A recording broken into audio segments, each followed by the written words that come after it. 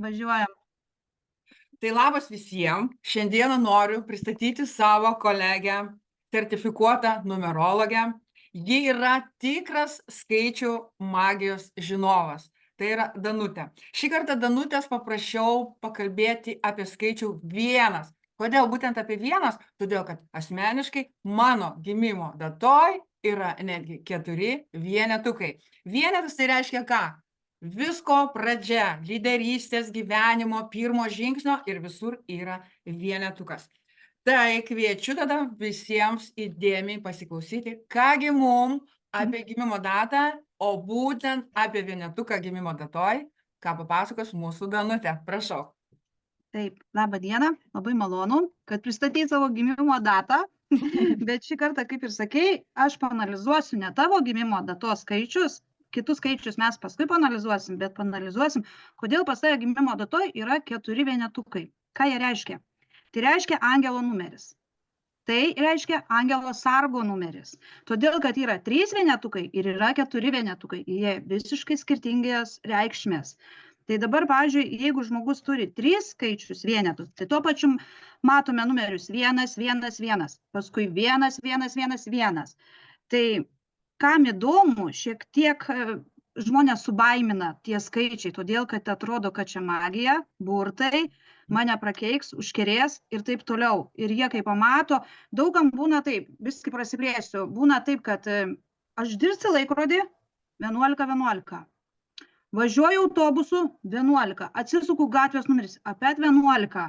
Ir žmogui jau užsifiksuoja, viskas mane persekioja šitie skaičiai. Taip, teisingai, jie persekioja žmonės ir gatvės, ir bet kur be pasisuksi, bet jie nėra blogi. Todėl biskį papasakosiu. Jeigu jie vadinami angelų skaičiais, nes jų angelų sargai atsiuntė jos mums vieninteliu tikslu - pagerinti mūsų gyvenimą ir gyvenimo būdą. Todėl būkime dėkingi išreikšdami pagarbą savo angelams. Ir šeimininkam, bet išreiškite jiems nuoširdų dėkingumą, kaip tik galite. Tai va, Jūratė, jeigu pas tave yra 4 sargai angelai, tu turi būti jiems labai dėkinga, todėl, kad tu gimėjai po laimingą žvaigždę. Laikykite savo protą, kūną, sielą optimistiškai, nusiteikę, kad kiekvienas jūsų gyvenimo pokytis, judesys parodytų jums teigiamą energiją ir atlygį. Tai va, ką tai reiškia? Tai reiškia, kad jūs turite, jeigu turite užsibrėžtų tikslų, turite eiti pirmin. Taip atsidėkodami savo angelui sargui. Leiskite mums giliai pasinerti šios palankius skaičius. Parodykime, kad gyvename kartu su jais. Skaičius 1 rezonuoja su pasitikėjimu savimi. Siekime savo intuiciją ir pozityvę įkvėpimų buvimo lyderių. Tai va, apie ką ir eina kalba. Kas turi gimimo datoj daug vienetukų, tie užgimė jau būti lyderiais. Tai čia apie ką ir kalba. Tai va dabar kiekvienas galime atsisėsti ir panalizuoti savo gimimo datą, kiek mes turime tų vienetukų. Jeigu mes turime juos 3, 4, 2, tai jau mes lyderiai, gyvenimo lyderiai. Angelo numeris 1, 3 vienetukai ragina atkreipti dėmesį į savo mąstymo procesą ir vidinę išmintį, nes jie suteikia vertingos informacijos ar įžvalgų apie jūsų gyvenimo kelionę ir sielos misiją. Angelas numeris su 4 skaičiukais sudarytas iš skaičių vieneto, su 4 iš jų. Dėl šios savybės tai yra stiprus labai skaičius ir stiprus labai žmogus. Jame teigia, kad esate dvasinė būtybė arba siela, kurios patiria gyvenimo patirti žmogaus pavidalų. Tai va, kaip sako, tave stovi už nugaros angelas sargas, bet tu grinai gali būti kitam žmogui irgi angelas sargas. Todėl, kad tu juos globoji. Ir kas būna prie tavęs, lygiai taip pat saugiai jaučias, kaip ir tu pati. Labai fainai. Jo, angelai palaiko jūsų palankų tikslą. Tai ką tai reiškia? Tai reiškia tas, kad jeigu tu užsibrėži savo tikslų, jie tave palaiko. Ir tau sėkmingiau einasi visą savo, kaip pasakykim, dabar mes šnekam apie lyderystę. Angelas skaičius patvirtina, kad esate dieviškai būtybė unikalių, turinti kūrybingų energijų. Esate energingas ir kūrybingas žmogus. Ką čia dar galiu aš durti prie tavo skaičiukų vienetų. Čia daugiau viskai, kaip pasakyčiau, kad kiti žmonės praktikuoja ir yra, kurie pabando tą padaryti, kai sako, meldžiame savo angelui sargui. Tai kai kas nors nori, kad pasisektų, tai jeigu jau jis turi tuos 4 vienetukus, tai kaip, žinai, žmonės bažnyčioj meldžiasi Dievui, tai taip ir mes meldžiamės angelui sargui, kad jis mum padėtų. Tai sako, nežinau, kiek yra mistika, kiek ne mistika, bet sako, padeda. Todėl, Taigi, kad kad reikia nuolat, tikėti. taip reikia tikėti. Taigi, kad nuolat matote angelo numerius, tai jūsų angelų žinutė, jum ateina žinutė. Tai va, apie ką aš pradžioj šnekėjau. Dirsti laikrodį 11:11, einu gatve 11:11, pasidarau vėl 11:11. Kame šaknis? Tai yra gerai. Tai vadinasi, jūs saugo. Tai jūs akivaizdžiai esate kartu su juo ir kartu keliaujate visur su juo. Sekdami savo širdies ir sielą darykite teisingus dalykus ir būkite pozityvus dėl savo gyvenimo tikslo. Tai va.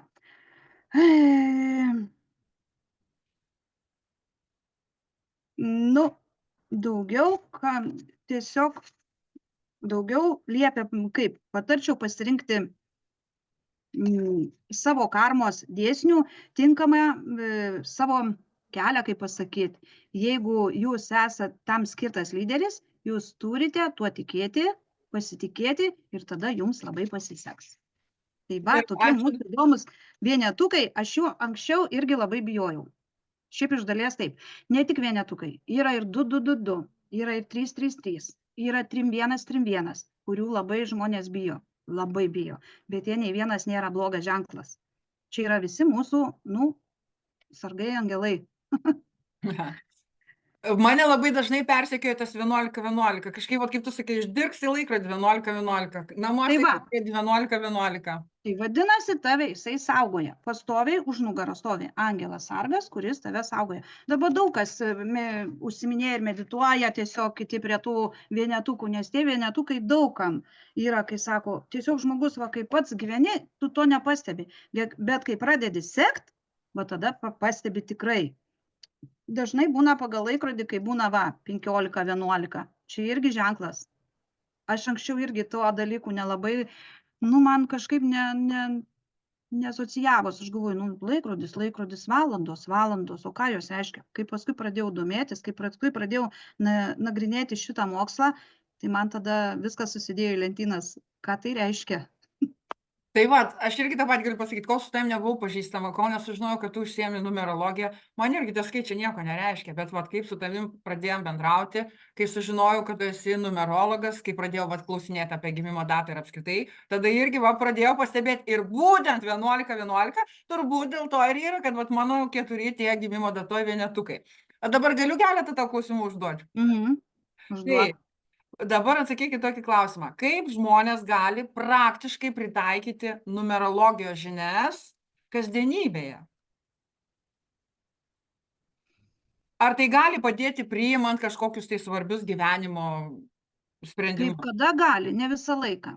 Tai reikia atkreipti dėmesį, žiūrint, koks tau klausimas iškyla, tada paimti tą datą, įskaičiuoti arkanus ir pagal arkanus tada sužiūrėtume, ką mums tą dieną duoda, arba tas klausimas, kaip jis mums atsako į tą išvestą arkanų dėsnį. Supranti, nes tai, pavyzdžiui, paėmus iš, atėjau ten, sakykime, kaip pavyzdį, ar man pasiseks versle, ne?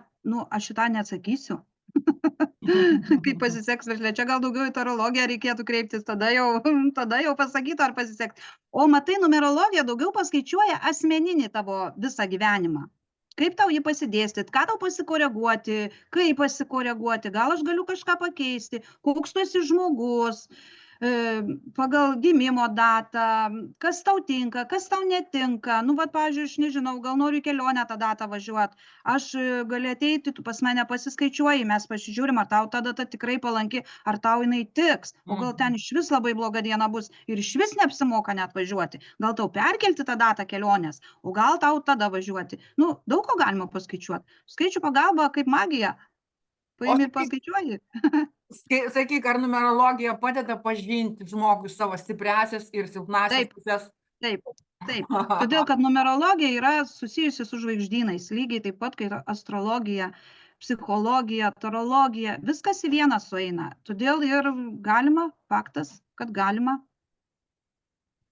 Kiek svarbu yra visos gimimo datos skaičiai, Ar galima stipriai remtis į vienetukų, pavyzdžiui, tą skaičių, kad va, tavo gimimo datoje yra daug tų vienetukų, ar tai tikrai, va, kaip tu sakei, tai yra lyderystė, tai yra blaivus mąstymas, ar čia kažkokia tai mistika, ar čia Ne, tikrai... ne mistika, čia tikrai yra. Todėl, kad mes gimstame jau su tam tikra data.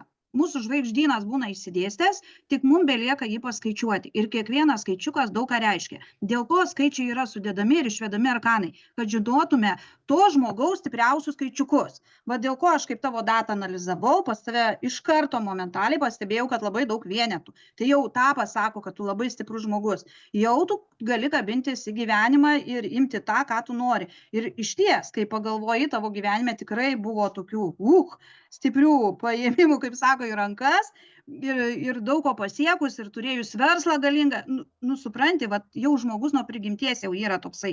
Ir va, tie skaičiukai daug ką tikrai pasako, už tai gali žmogus kitą kartą, kai sako, ai, aš nežinau, gal aš iš vis nepalaiminga žvaigždė gimiau. Kodėl? Ateik, paskaičiuosi ir pamatysi, ar tu palaiminga žvaigždė. Va, tai nereikia niekada daryti skubotų išvadų, kaip ir tas, va, pavyzdžiui, 13 skaičius, ne? Jis yra geras. Jis yra geras ir tarp kitko jis yra laimingas. Va. O visi bijo jo ir ypač bijo tos datos. Jeigu 13 ir dar penktadienis, nu viskas. Nu viskas.